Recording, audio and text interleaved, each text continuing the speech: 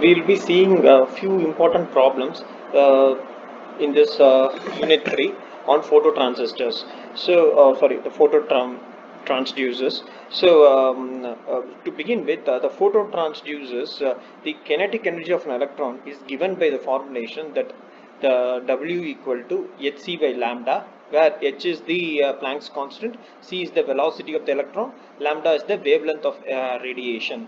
So if you go through this derivation, the maximum work function of the electron can be calculated from this above derivation as 1.24 into 10 power minus 6 by lambda 0. So if the wavelength of the incident radiation is greater than lambda naught, there will be no electron emission, and the threshold wavelength of the commercial photoelectric emitters is between 600 to 1200 nanometer.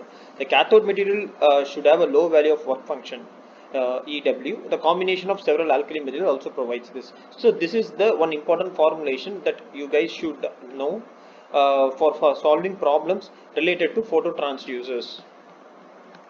Okay.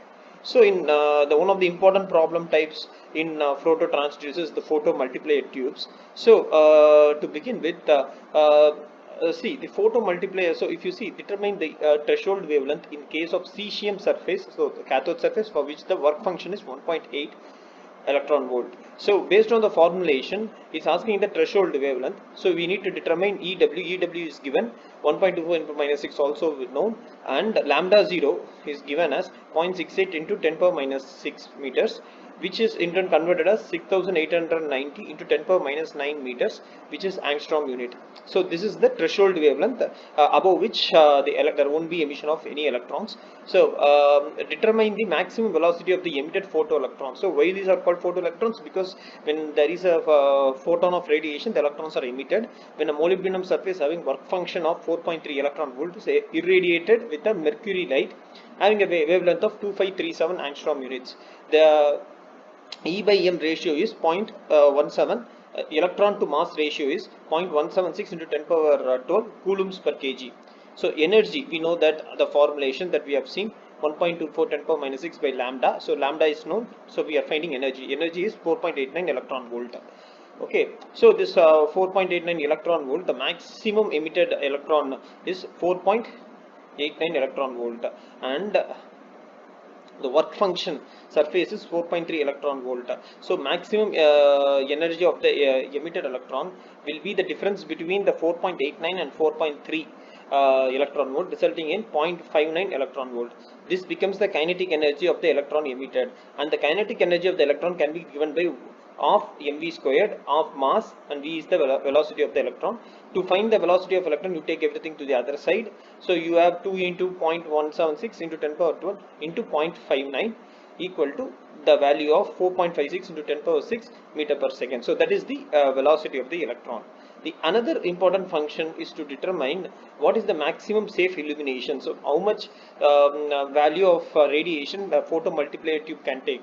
So for this, the gain multiplier of the tube is given by G to the power n, where G is the gain, 6 is the number of stages, and overall sensitivity is given by the gain into the cathode sensitivity, resulting in ampere per lumen. Okay, that is the sensitivity of the multiplier tube. So how much ampere per lumen intensity of the light. So the maximum allowable radiation is given by maximum safe current divided by the sensitivity, resulting in 8 lumens is the maximum value. So these two types of problem, or these three sets of the problem, are one of the important problems that could be asked in your examination. The another problem is on photovoltaic cells. So let's go to photovoltaic cell. So here if you see, one of the important problems in this is such as a voltaic cell produces a voltage of 0.33 volt on open circuit. Okay, when illuminated by 10, so this value watt per meter squared is the unit of lumens or illumination. Okay, irradiation, this is the unit of the intensity radiation. A current of 2.2 milliamp is delivered into a under ohm load at an intensity. At that intensity, calculate the internal resistance open circuit voltage at 25 watt per meter square. So let Ri and RL be the internal and load resistance respectively. I is given as V by R in by RL.